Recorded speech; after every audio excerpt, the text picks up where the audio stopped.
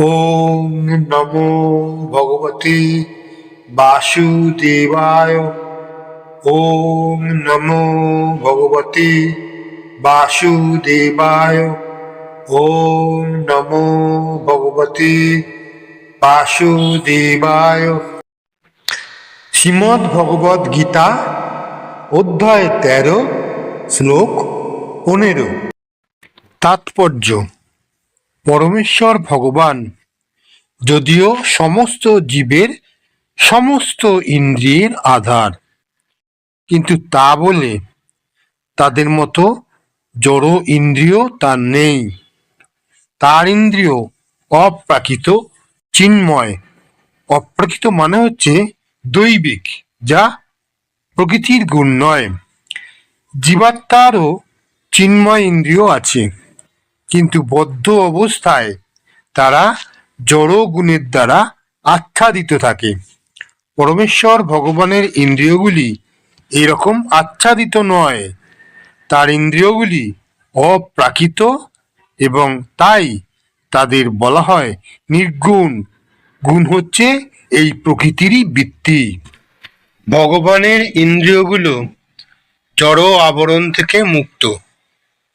তার ইন্দ্রিয়গুলো আমাদের মতো নয়। আমাদের সমস্ত ইন্দ্রিয়জাত কর্মের উৎস যদিও তিনি, কিন্তু তার ইন্দ্রিয়গুলি দিব্য ও কলুষমুক্ত। সে কথা শ্বেতাশ্বতর উপনিষদে 3/19 অপানি পাদ যবন গৃহীতা এই শ্লোকে খুব সুন্দরভাবে বর্ণিত হয়েছে। পরমেশ্বর ভগবানের জড় জাগতিক কলুষযুক্ত কোনো হাত নেই, কিন্তু তবুও তার হাত আছে এবং সেই হাত দিয়ে তিনি তার উদ্দেশ্যে উৎসর্গীকৃত সমস্ত নৈবেদ্য গ্রহণ করেন।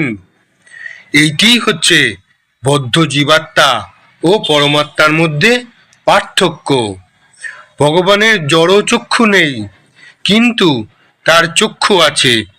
তা না হলে তিনি দেখতে পান কি করে? অতীত, বর্তমান ও ভবিষ্যৎ সবই তিনি দেখতে পান।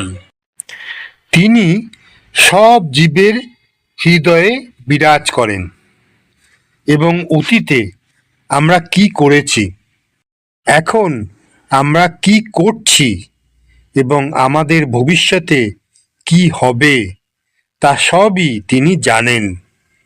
ভগবদ গীতাতেও সেই কথা প্রতিপন্ন হয়েছে। তিনি সব কিছু জানেন, কিন্তু তাকে কেউই জানতে পারে না। বৈদিক শাস্ত্র থেকে আমরা জানতে পারি যে পরমেশ্বর ভগবান সর্বদাই জড়াতীত। আমরা যদিও তার মস্তক, মুখমণ্ডল, হস্ত অথবা পদ দেখতে পাই না, তবুও তার এগুলো আছে এবং আমরা যখন চিন্ময় স্তরে উন্নীত হই তখন আমরা ভগবানের রূপ দর্শন করতে পারি। জড়াজগতের সংস্পর্শে আমাদের ইন্দ্রিয়গুলি কলুষিত হয়ে পড়েছে, তাই আমরা তার রূপ দেখতে পাই না।